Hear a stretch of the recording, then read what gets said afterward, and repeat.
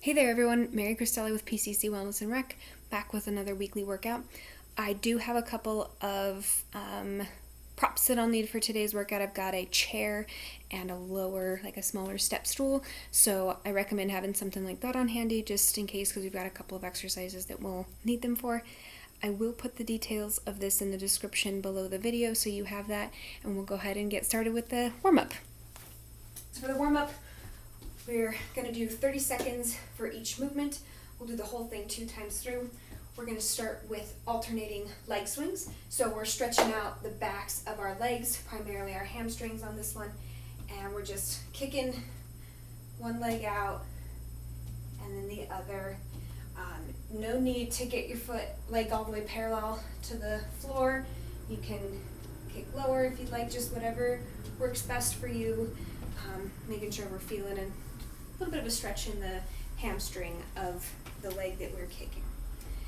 After we finish with our alternating leg swings, we're going to do 30 seconds forward and then 30 seconds backward of small arm circles. So what I've got to set up for this is I've got my hands out, my arms out wide, my hands are flat as though I'm pressing them up against a wall, and I'm just going to do small circles forward for 30 seconds and then small circles backward for 30 seconds. Once I'm done with my arm circles, I'm moving into an alternating knee hug.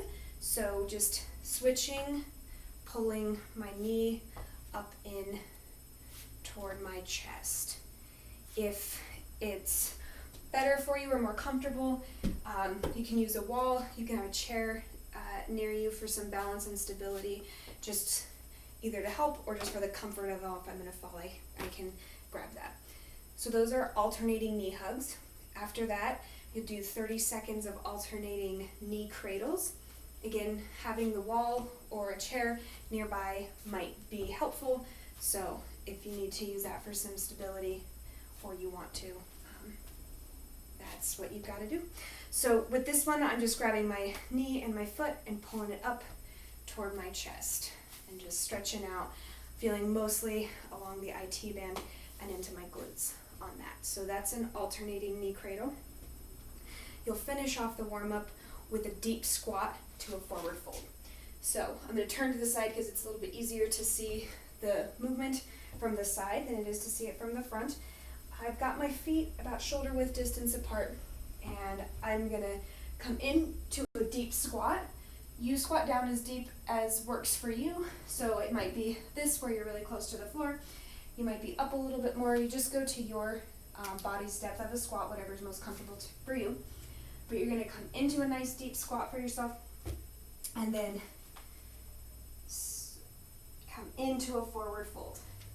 And we're just alternating, moving from that deep squat into that forward fold. Going nice and slow. No need to rush through this. Just feeling that stretch in our hip flexors and in our hamstrings. Slowly coming up out of that when the 30 seconds are up, and then you'll do the whole thing 2 times through. Once you're finished with the warm-up, you'll move into the strength portion. We've got 4 movements. They each have a different number of repetitions, but we've got 3 rounds of it. So we're starting with 3 repetitions of a 4-count push-up. So we're going to start, we're going to be in our plank position to set up for a push-up. You can be in a full plank, or you can have your knees on the floor for that modified push-up position, whatever works best for you. And what we're doing is we're going to do a 4 count down. So we're going to come down nice and slow on 1, 2, 3, 4, and then come up out. 1, 2, 3, 4. So you're going to count to 4 as you go down, and then again slowly counting 4 as you come back up out of that position, that push-up. Again, you can be in the modified position and you just count 1, 2, 3, 4, 1, 2, 3, 4. 3 repetitions of those 4 count push-ups, and then we've got 6 each way, so it'll be a total of 12 reps of a kick through. So the setup for this is I'm going to start with my hands and knees on the floor. Then I'm going to tuck my toes under and press my knees up to where they're hovering above the floor. And I'm kicking across, just coming left to right, kicking through. All right, so I'm gonna go 6 each way of the kick throughs. If kicking isn't in your workout this week, that's not a problem. What I'll have you do instead is you're just gonna rotate, opening up your body from side to side for six repetitions each way for a total of 12 reps. So those are kick throughs. Once you're done with the kick throughs, you'll need a chair, a step stool. You can even use the floor for it, the edge of a coffee table, couch, bed, whatever. Just something to do tricep dips on. We're going to do 9 repetitions of tricep dips. I recommend, if you're using something that's going to elevate you up off the floor, that you have it pressed up against something so the chair doesn't slide away and you fall to the floor. That would not be awesome. Don't want anyone getting hurt. So what I do to set up for this is I'm going to sit on the edge of the chair, frame my hips with my hands, and then come off the chair, and I've got my legs fully extended, my elbows pointed at the wall behind me, and I'm going to come down and press back up, bending at my elbows, making sure that they're pointed straight back toward the wall behind me, not coming out like butterfly wings. The further away from your body that your legs are, the more challenging this will be. So if you've got your legs all the way extended and it's not feeling good, no worries. You can bend your knees and bring your feet closer to your body and do your dips with bent knees at various different levels. If having your legs all the way extended doesn't feel challenging enough, you can put them up on another chair or a step and just start elevating them. That'll make it more difficult. So just whatever works for you. If you're not wanting to do a dip up off the floor with a stool or a chair or anything, that's okay. You can do them on the floor as well.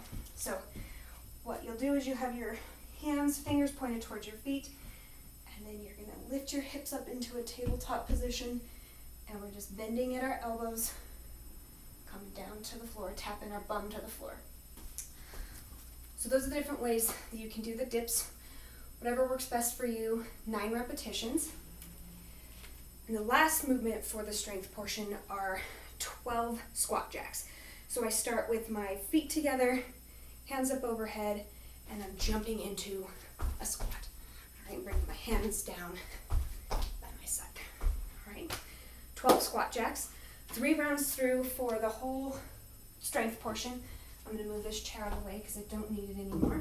And then for cardio, we've got 3 movements, 30 seconds of work, 30 seconds of rest, 2 rounds through. I'm going to need this stool because we've got toe taps, froggers, and then a crossbody knee to elbow, also can be known as a steam engine. We're going to start with 30 seconds of toe taps. So I have this stool here. You can use pretty much anything. It's really just a target. I'm not stepping up on it or anything like that. Just tapping my toes to it. So you can use a ball, a water bottle, a block, anything, just some sort of target. You pick the height for yourself, just whatever works best for you. And for 30 seconds, we're just tapping our toes up on top of or above that target that we have. Okay, 30 seconds of that. I'm gonna move this out of the way. Then rest for 30 seconds. And then you'll do 30 seconds of froggers. So we're gonna come down into a plank, being really mindful of that nice straight line from the top of our head to the bottom of our feet. And what we're going to do for 30 seconds is jump our feet up to the outside of our hands. You can go really quick, you can go slower, whatever works. If you're jumping up to your hands, cool.